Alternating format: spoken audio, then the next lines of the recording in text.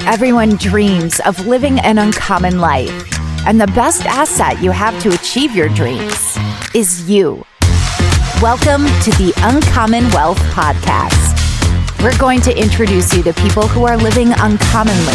We're also going to give you some tools and strategies for building wealth and for pursuing an uncommon path that is uniquely right for you. Hello and welcome everybody to the Uncommon Wealth Podcast. I'm your host, Philip Ramsey. And Aaron Kramer. Thanks for tuning in. Can't wait to get into the show. But before we do it, you might be joining this podcast for the first time. One, thank you for your time. We know it's valuable.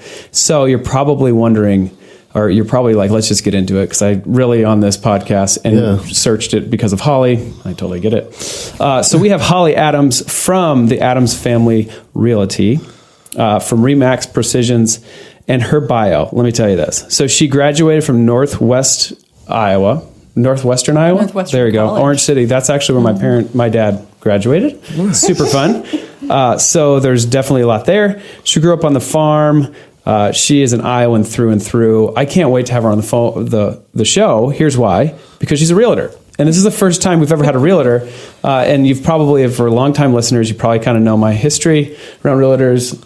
Every industry has some shady business, shady individuals. Holly, we had you on the show because we don't think you're a shady individual. Thank you. Appreciate that. And so we're grateful to have you on the show. Aaron actually has worked with you. So this is super fun. We're going to get into like what his experience has been with Holly, maybe what my experience has been with the industry. Sorry.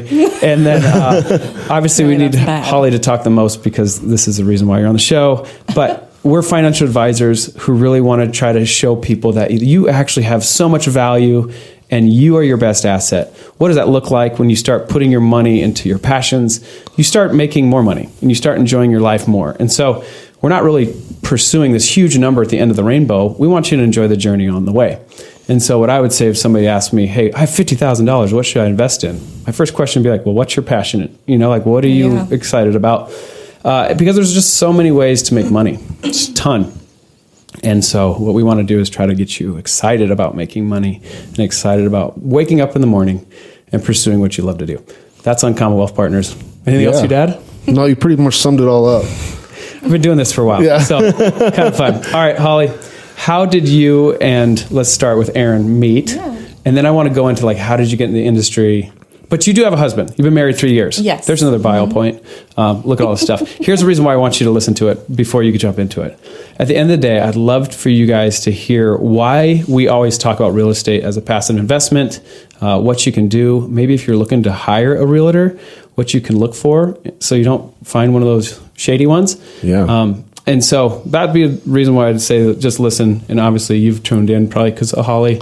All of our longtime listeners, thanks for tuning in. Here we are. Ready, set, Holly, how'd you meet Aaron?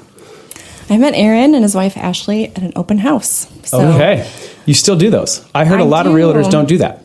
No, I would say I'm still kind of a baby in the industry. So I've only been in 4 years. And a great way to meet new clients is to go to open houses. So I've been doing that. Right. I continue to do that because in 2020, open houses weren't a thing at all. So I kind of lost some movement there. Momentum. Yes, thanks. Yeah. Momentum at that time for sure. So still doing that, but otherwise, I mean, I've got other ways to build business, but I just like meeting people, and Aaron and Ashley was really great. So. Right. Why do you think realtors don't do open houses as much as they used to? Well, honestly, a little trick of the trade. There you go. We're starting early. Open houses are primarily for agents to get clients. They don't really sell a house very often. So you might see a house, like an open house, actually sell a house maybe 5% of the time. Probably less. Maybe, let's say 1%. Okay. But it's very rare that somebody comes generation. into a house and wants to buy it. Actually, Ashley and Aaron found the house that they wanted to buy via open house. And that was the first time that's ever happened to me, but it didn't go all the way either. So we brought a lot of first times, which we'll get into that. But That's never good. It's never good. But we'll get into that. So you guys met at open house? Yes. And then the rest was history? it was actually kind of cool. Like, I mean, this is the difference between Holly and other realtors, I believe, is it was like a slow drip. Like, she was not pushy and everything. And so then, we had a different realtor, but it just didn't work out. And so we, like, legitimately, Holly came up because it was like, well, I don't know, she seems good, like, not pushy at all. So that's an uncommon thing. Yeah. Right? I mean, it's helpful. That will come into other stories here on this podcast as we get into my story of how she was helping us. So, but it was just as a light drip, and eventually, and I think we've seen each other out and about. Yeah. Beyond just that too. But it was just like, it won my wife over. Like, when in fact it was a slow drip, non-pushy environment. And then, that's good. That's helpful. So, yeah. Okay. Tell me this. So you get somebody, you meet them, they don't have a realtor, or maybe they do have a realtor and you just met them at open house. Like, how does one know that somebody's actually working with a realtor? Like, do they have to sign a contract? Here's where we're going to get into my issues, but go ahead. When I'm at open houses, I just start off with really lighthearted conversation. I don't dig right in. I don't like to be pushy, like Aaron mentioned. So I just start random conversation. We connect a little bit, and I usually ask them how long they've been looking, and they might drop a line about how, hey, we've been to other open houses, or we've seen other houses. And I'm like, oh, are you seeing those houses with another realtor, or are you just hopping in and out of open houses? And then I can usually dig and find out from there, but it's not something I ask initially because I don't want to scare people away. I'm all about the connection. I don't want to just be this surface level agent who doesn't care about their people, because that is the exact opposite of me. I'm a very caring person, and I want to display that right up front, I guess. Right. And has the exact opposite of what you think you want. I think it just turns people away. So I think that's good. Okay. Yeah. So let's say that you're like, well, I've seen a couple houses with a realtor. What do you do then? Good question. Oh gosh, I just leave them alone, honestly. I mean, I will still answer their questions about the house we're in, of course, and I'll serve them in that way, but I'll say, best of luck with your realtor. I'm sure they'll take good care of you. If you ever need anything, here's my contact info. Because sometimes those relationships do go bad. Like Aaron mentioned, they were working with another realtor, and then it just didn't seem to be a good fit. Good. So sometimes you have to change directions, and I just want to be available if that happens and people think that I might be a good fit. So nice. Okay. So there's really no contracts that you have people sign. I don't. No. Yeah, praise the Lord. That's the reason why we had you on the show. One of the reasons, I'm sure. We'll get into many. Yeah. Okay. Because there's some people who do. Yes. Right? And this is where I would say I really want to make sure that people always feel valued and they don't feel like property. Like people have choices. And to make those choices, I don't think is ever bad. Like, people are always trying to act in their own best interest. I feel like a lot of realtors get territorial really quick. Oh, totally. And I don't know if that's beneficial for everybody. Now, that being said, you have to put food on the table. So I think there's emotions that jump in there quickly. Yeah. But for the most part, I appreciate that you don't have anybody sign a contract. Yeah. And you try to win them over with your service. That's I do. Really cool. Yep. Okay, so when do we want to jump into what happened with you guys? Are we right now? Let's do it. I don't want to do it yet. Don't get too crazy. I've overstepped. How did you get into real estate? Has somebody helped you? Why were you like, I'm going to do this? That's a good question. So I did a lot of time with a large corporate America corporation here in town. So I did 13 years there. And Principal? I was just a lost puppy. Okay, sorry. Try the other one. Wells Fargo. Yeah. All right, here we go. Uncle Wells. Okay. Yeah, everybody has had like a 6-month term there or more in town, it all seems like. Done it. We've all been right? There. So I did 13 years, and I was just a lost puppy for a lot of that time. But in my early 30s, I started just kind of revamping myself. You know, I started reading a lot. I just started like a personal development cycle. And through that, I realized this isn't what I want. I had just gotten another job with a different department in Wells, and then a month after I was there, they said, hey, we're going to reorganize this place. And I was like, well, I know what that means. That leads to layoffs. Okay. So with my tenure there, I was like, I would have 6 months of severance if they lay me off. So I waited until they laid me off. And, and it was a beautiful thing. Yeah. Smart. So during the time I was laid off, I got my license. I started with a brokerage and just dove into it. So yeah, that brokerage thing is weird. Like, you've got to be established with something, which that costs money. Like, they don't let you do that for free. So to have a desk or whatever, to be affiliated, you have to be paying for them. Yep. So how do you pick what real estate company you want to be with. Wait, hold on, back up. Like, why real estate? Like, so Wells Fargo. You're right. I didn't actually address that. So. I'm still here. So at my corporate time, I never really felt like I was making a difference in the world. I never really felt like I was impacting anyone. My clients were other internal departments, and it was just like a little hamster wheel with all the work. And I was like, this is not fulfilling. This is not valuable to me. I wanted to work with people directly and help them and build relationships. And so I wanted to do my own business as well. And I needed a product. Real estate is a great product that's readily available. Yeah.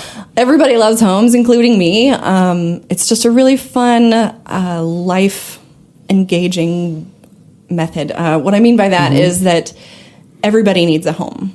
It connects to people in their lives. It connects to everybody. So it's not a product that only some people need. Everybody needs it. Right. So that's where I felt like I could easily connect with people and help them along the way. So that was mostly my appeal, is wanting to own my own business and wanting to help people directly. Right. Cool. That's good. All right, now we get to go into the companies? Yeah. Okay, now how do you choose RE/MAX out of all of them? There's a lot. Yeah, and it's a weird thing because when you're in corporate America, you're being interviewed everywhere you go. So they want to choose you. You want to present your best. But in real estate, you are shopping for them. So everybody wants you as an agent. Every brokerage wants you. So you are interviewing them instead. And it's a really strange feeling at first.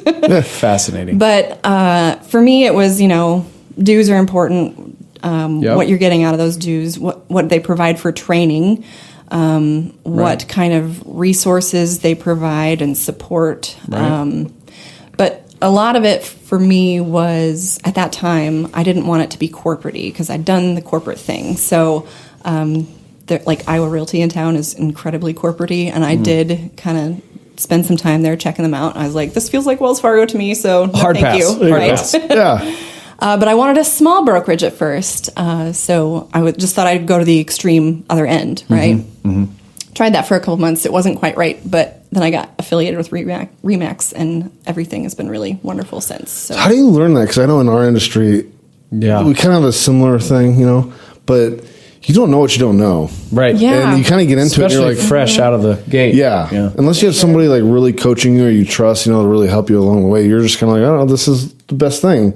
Until you start learning, you're like, oh, poop, it's not. Yeah, experience goes a long ways. I mean, you kind of, I connected with another realtor that I knew, and I was like, what questions should I ask? So that was helpful to get started, but even then, I mean, the longer you're in it and the more experienced you become, you see the value of certain things here and there, and then you learn what is really important to you and what to ask along the way. But it sounds like you had a little bit of trial and error. I did. Yeah. I sure did. All right. Don't we all? Don't we all? Right. Okay, I got a question. Do you want me to ask it in a hard way or an easy way? Softball or fast pitch? Here. Fast pitch. All right, here we go. Done. All right, so at the end of the day, why choose a realtor? That's the softball. I can just stop there, but I'm not. Usually you wanted the pitch. So, because at the end of the day, if you know anything about a mortgage and a 30-year amortization schedule, your first couple years, you're paying 85% interest only because the banks are trying to de-risk themselves and trying to give you the money, right? So they're trying to de-risk themselves. So the principal's not going down much. Okay, so usually the average person is staying in their house for 7 years. Is that the average? That's the last I heard. I feel like it might have changed. It might have changed. 7 is probably fair. Okay. Let's just go with 7. And so if the first couple years you're only paying interest only, and then you start building equity, hopefully, then giving that equity away 6% to somebody is going to be a little bit hard. Sure. So why use a realtor? There's the fast pitch, sister. I love that you said it like that. So, well, do you sell a house every day? No. You ever been through that experience? I've done it once solo. Successfully by yourself? Yeah, it was such an amazing experience. But that's not everybody's. Okay. Right. I'm intrigued, so we'll come back to that. Okay. Yeah. Can't wait. But for me, it's it's like a lawyer and a doctor, and there are industries that there are jobs that have people in there every day. Expertise. Sorry, I'm not expressing this very well. No, yes, that's good. expertise. Right. Yeah. The more experience you have, anything can happen in real estate, as Aaron has learned. So that's right. Yeah. being able to have somebody who has experience in all those different situations, or somebody who can leverage somebody who has had those experiences. It's just a really legal document as well. I mean, these are legal contracts that we're signing, and real estate has a certain path that has to be followed, and to not know what to expect is really scary. It's daunting. Yeah. Right. I mean, you can do all the research you can do online. You can probably get through it all, but would you rather do all that hard work yourself or pay for somebody else to do it? So valid. I would say a big reason is the legality of it. I mean, are you going to get into legal matters without knowing what you're signing or what? I did not do that. Or how to deal with it. I did not do that. And then just the emotional support about what do I need to do to get here, and how do I need to what actions do I need to take to get through it as well. So see, I think I'll take a different approach on that. Like, why realtors are important. It's like, I think the money wise, it's like same thing people talk about our industry. It's like, I can do this myself. Yeah. Okay. Which you could. Which you can. But where studies show for us financial advisors, we make up our money on the emotional side because you make emotional mistakes. Okay. So I don't know how many times you see, but I could probably one of the main things you're trying to sell your house, you're emotionally tied to it. You think your house is like really like, oh, this is my house. You have all these memories. When Holly took us through our house, it's like, you got to take that out. You got to take that out. It's like, oh, cause you lived in it and you're like, okay. Like, and for some people that can be super emotional, but you got to take that out. Like, well, I really like that. It goes really well with that wall. It's like, yeah, but like, we need to open this up. Declutter it. We need to and depersonalize it and to help sell it. But then you might think it's worth such and such, but you have the tools to actually run, like, not sell it for $100,000 more than it should be. Right. So, yeah. But I think that's, well, that and like not having to show up to like for all the showings. Yeah. I think pricing is a huge part of that. So for sale by owners don't always pick the right price to start with. They can do their research, right? You can look on Zillow, see what other homes have sold for that are like yours, but they don't know the accommodations to make necessarily for each feature that's different, like the pricing adjustments. Right. So if they start too high, that initial look that you're giving everybody is key, because if you start way too high, then people are going to ignore you. If you lower, people are still going to ignore you because you're not down to where you think they should be yet. And that initial, I can't think of the word, but impression, there we go. Yeah. The initial impression is key. So if you start incorrectly and then try to redeem yourself from there, you're likely to make less out of your home than you initially would have. Yeah, for exactly. Sure. So that first impression, that's totally what I was going for. Yeah, that matters a lot. And that's on selling your house, but like on buying a house also is like making sure, like a good realtor like Holly, like breaking down what you're looking for and what you're wanting. Yeah. And so you don't get overly, like you get in a house like, yeah, this is great. It's like, no, hold on, this isn't what you wanted. Like, you sure? Yeah. Don't get caught up in the moment. Somebody who's not pushy to make a sale, but to make sure that you get what you want. Right. And I'll tell you the things that you don't want to hear. So honesty is a big thing of mine, even with sellers and buyers. It works both ways. But with buyers, it's more like, hey, I'll tell you the things that I think are concerning about this home. And I also tell you asked about contracts in the beginning. So when I have a meeting with a buyer initially, I say, rather than signing a contract and you committing to me, I would just like to establish right now, like, do you think this will be a great fit? Because I think it'll be a great fit, Right. And they say, yeah. And I say, great. I'm really looking forward to it. But all I ask of you is that if you think that it's not working, that you tell me. Yeah. I can either adjust or be honest with you, ways. Like, it's not me. That's not me. Yeah, right. So honesty, like being honest with me and them telling me that they don't like me, that's going to be super hard for people to do. Yeah. But we usually joke about it and it turns out fine. And I've never really parted a relationship with anybody yet. So yeah, I think those are all valid. Here's another tool for your tool belt. Yes. Now that I'm beating you up, I don't feel like I should be doing that on my own show. I feel like what you can say is, like, selling and buying a house, you have to think about 3 transactions. Right? The place where you're going, the sell of your house, and then the sell of that random person that's going to buy your house, for the most part. There's 3 transactions you got to think about, right? Like, there is a cascade of different emotions that are going to be happening. And quite honestly, there's just not a lot of things that you can control in the fact of like, okay, are the person that's going to buy my house going to sell their house? Like, what's that look like? And then you have to think of the person going to buy their house. Like, there's just a lot of things that can fall through. It's going to be good to have somebody who has experience in that of like, hey, we're going to be good. I know this realtor that's going to be buying the house of the person that's going to be buying your house. Like, there's just a lot of things that you can create value. Not sure if I'm communicating that well, but you have to be thinking of 3 transactions deep. It's not just your house to sell your house. A lot of times it's who's going to buy your house, and then who's going to sell, like who's selling their house, and then who's going to buy their house. And then you have to do it like 3 transactions deep.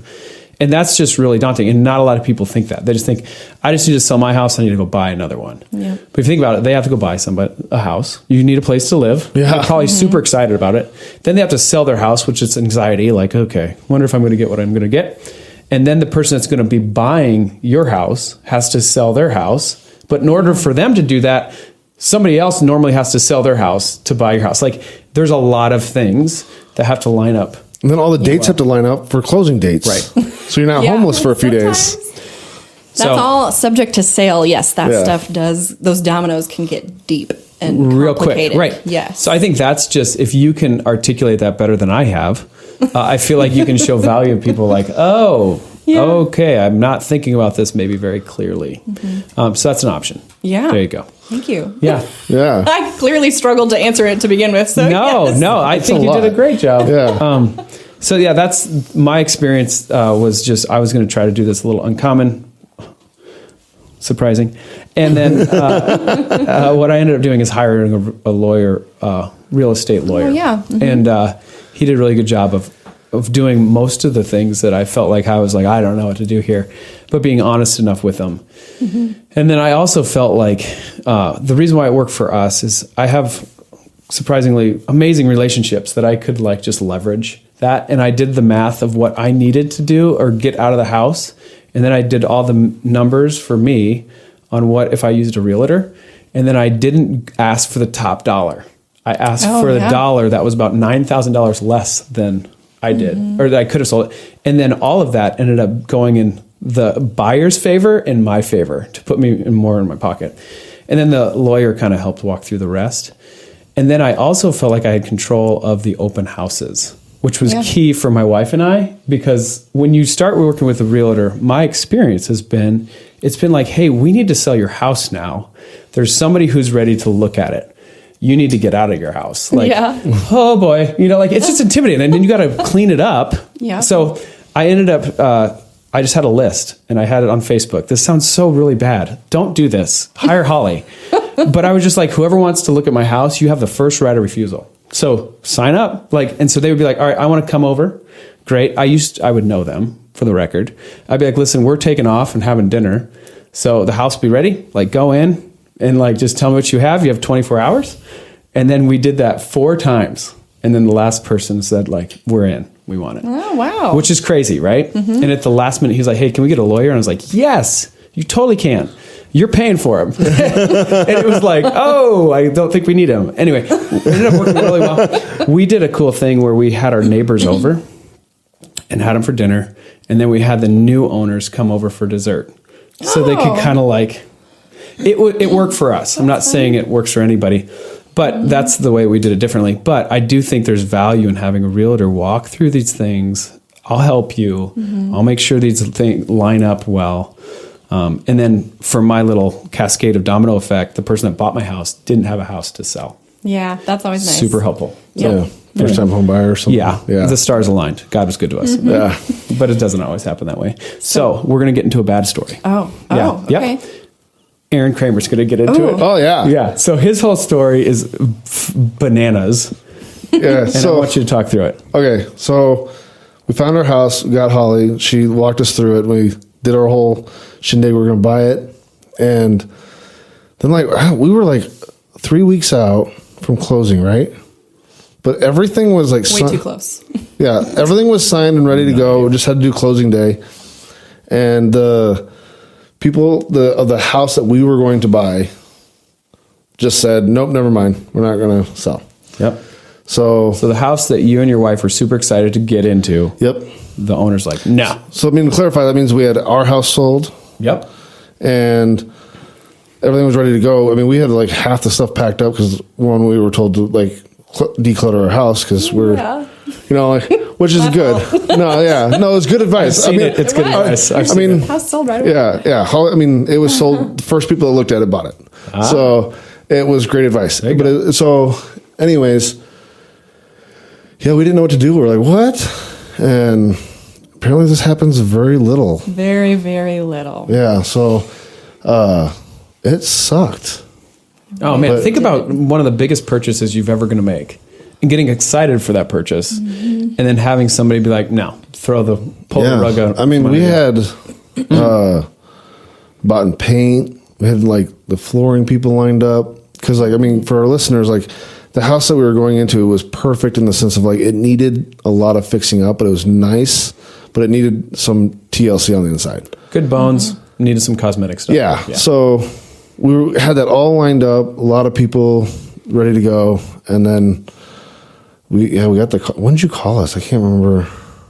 Oh, it was like right after the inspection period. So I think it was a Friday or Friday or Saturday. Gosh. No, it was a Sunday. Anyway. It was Sunday because we were skiing. Yeah. So how sinking is that to make the call? Oh gosh, it was awful. I mean, it's not the worst call you need to make, but it sucks. It really sucked. Yeah. And they were champions about it. You guys you dealt with it very, very well. Well, I mean, I got confused throughout the way. I mean, I was like, we're gonna fight this because apparently, like, illegally, like we could have won. Like we would have got it if we want to take it to court. Either I missed it, which my ADD means I probably missed it.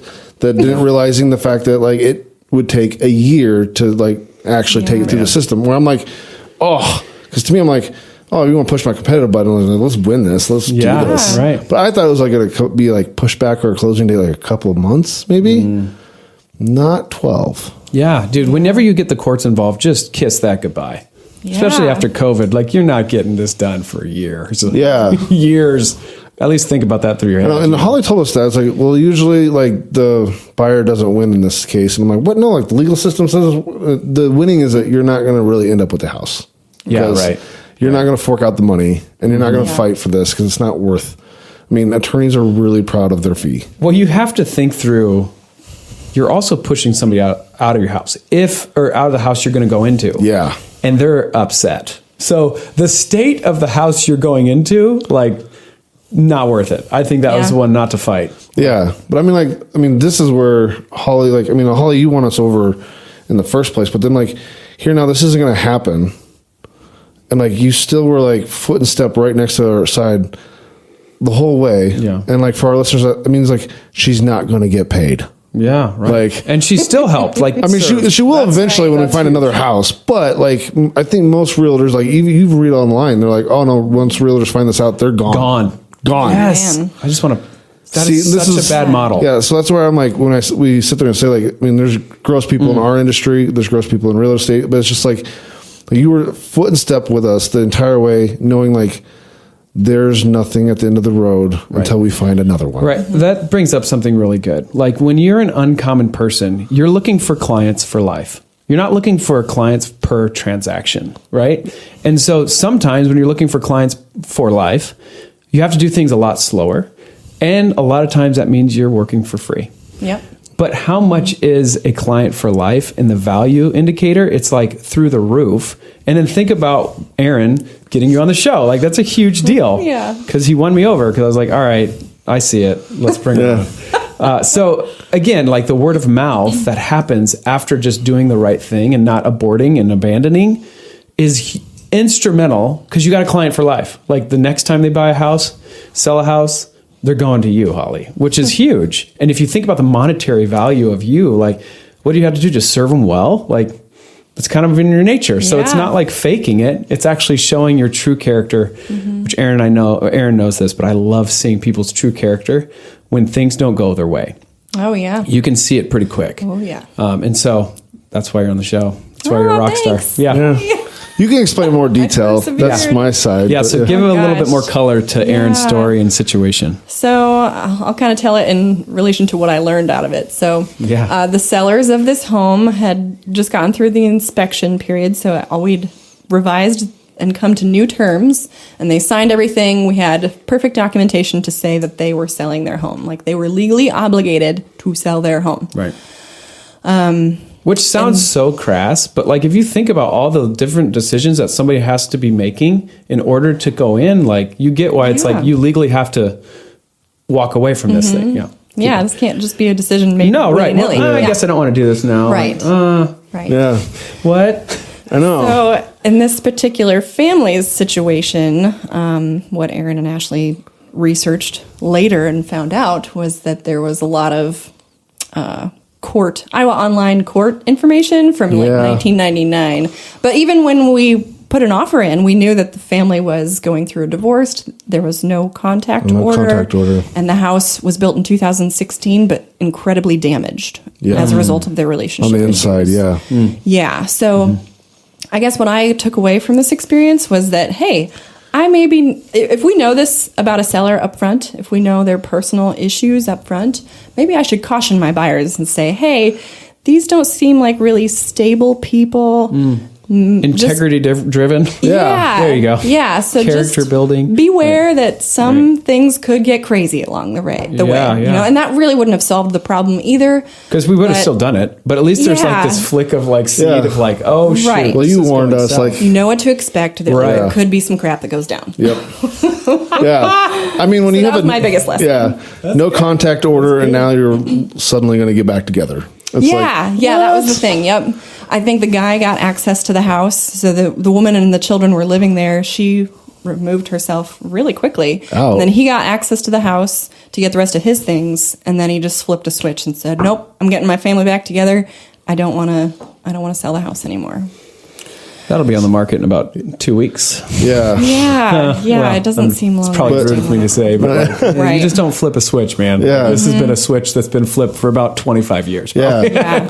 But I mean, it's crazy because like, I know it's my mother-in-law, like I started figuring like, you're going to be homeless. But it's like, no, like Holly made sure like, because we did not foresee this coming at all. Right. But like Holly's like, we're going to put in there the contingent to sell. Like, so it protects you so you're never homeless. And we're like, oh yeah, okay. So let's talk through that. Because now we're talking about Aaron and Ashley's buyers of their house. Yeah.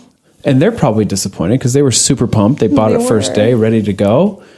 What happens there? Like, it's not like a legal recourse for Aaron and Ashley. Could be. But could be. Yeah. Right. Right. And I'm sure that every judge, like at the end of the day, I do think our judicial system is trying to do the right thing. Yeah. So if a judge heard that, like, hey, I would totally have done this, but given this, like, I'm not going to be homeless, you know? So, okay, so what happens to Aaron and Ashley? Yeah, so we had to turn around and do the domino effect, unfortunately. I mean, we told them the situation. It was completely unpredictable because unpredictable things happen in real estate. Anything happens in real estate. So I try to avoid surprises best I can, but sometimes you just can't. Yeah.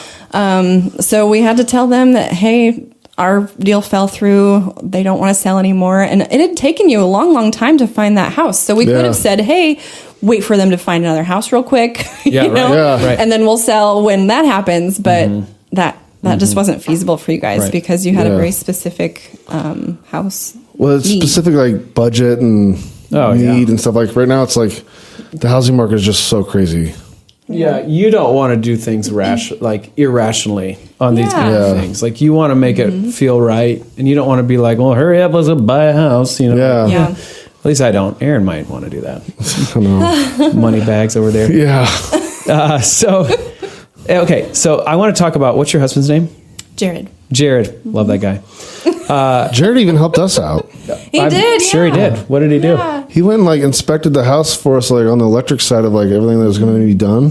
Yeah. So he even stepped in and helped. Nice. Thanks, Jared. He didn't even charge us. So you've been married for 3 years. Yes. And tell me the sacrifices that he's had to make to keep you going in your journey today. Because I feel like that's one of the reoccurring themes. If you're new to the show, it's like, the spouses are actually the people who are really like sacrificing more than I think they get credit for. So if there's anything, here's 5 minutes to just rock out, Jared, and talk about how important his role has been in your uncommon path and how much he plays currently. Yeah, we sacrifice a lot of time spent together. You know, we'd spend a lot of time apart. So in the spring and summer especially, I am gone most evenings. He's a really fabulous cook, by the way. Oh, nice. Look Yeah, at you. he had a lot of kitchen experience, and he makes delicious food. So a lot of times I'd be up in my office working away, and he'd call me down for supper. I'd eat. I'd go back upstairs. Wow. Yeah. I've got a little Susie homemaker. That's awesome. Only in the food area. We'll stick with that, I suppose. But he's really handy too. Trophy husband. Yeah. Yeah. Good job, Jared. Yeah, so he's been really supportive in that way, just sacrificing our time. That's a big deal. Yeah, Especially when it is you're a newly really big married. Like, deal. that's not anything to sneeze at. That's a really cool thing. Yeah. Right. In other respects, I mean, he's been very helpful in the handyman ways. So he does provide services for my clients, which is great. Right. He will do practically anything. So, You got a good flywheel going on there. Yes. You're the realtor. Oh, I got a Yeah. guy. I kind of know him. yep. Yeah. Sleep with him. Yeah. It's a perfect The guy. partnership. It's going to be great. I know where he sleeps at night, so I can, if something goes south. Yeah. That's good. Yeah, he really fills in the gaps when. Okay, so let's talk about Wells Fargo. I love it. And then where you're at now. How long have you been in the industry? 4 years. 4 years. Okay. Has it been everything you dreamed of? And would you ever think about stepping back into the corporate America? Yeah, there you go. Absolutely not. Yeah. Sorry. I used the term lost puppy earlier, and I feel like that's where people go to. Lose their soul. Yes, exactly. All I could think Sorry. of was die, so that was better. I would say being a realtor has brought so much fulfillment to my life and Good. joy. Good. So there's absolutely no way I would give it up. There are definitely hard times, yeah, because you're not getting that steady paycheck. But That's the truth. yeah, so sacrifices are made in order to make that dream, that everyday Reality. dream reality. Yeah. But it's a risk that I think that is fun to take because you're Yes. going after it in a way that so you, right. It's for the right people. It's right. I feel like it's for everybody, but It's people like don't do finding that. yourself. You know, I Yes, mean, it's a right. self-exploration thing. You have to get uncomfortable sometimes to grow and become comfortable in other ways. You guys apparently are on board with that. Our new co-host, Yeah. Holly Adams, everyone. You push yourself along the way, then it becomes second nature to you, and you're like, why was I ever afraid of this before? And you just grow as a person, which is, Right. it's exhilarating. There's not a lot of opportunity as an adult to be able to push yourself like it is to like, I'm going to do something Yeah. risky, right? And as long as your spouse is on board, like, man, there's ways to really get this exciting, and it's fun to see you dominating. Jared get jealous of like your growth and like your independency? Wow, Aaron, Well, great question. Yeah. I wouldn't necessarily say jealous, but Well, I mean, in the best way, like envious. You know. yeah, I would say that like I started this shortly before we got married, and he was working for the man, you know, and Yep. turns out that just degraded him more and more over time. Yeah. And he was like, he added this dream of becoming self-employed pretty quickly on in our marriage. And Yeah.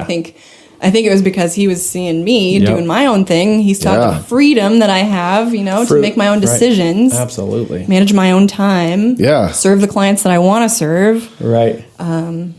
So We I have was a just s- blessed with choices, and he was stuck working for the dude. So We had an interview that it was a long time ago. It was a husband and wife, and he was doing the uncommon path route, and his wife was a teacher. And so he said that he would keep sending her FaceTimes and try to talk to her while she's at work, which was not good.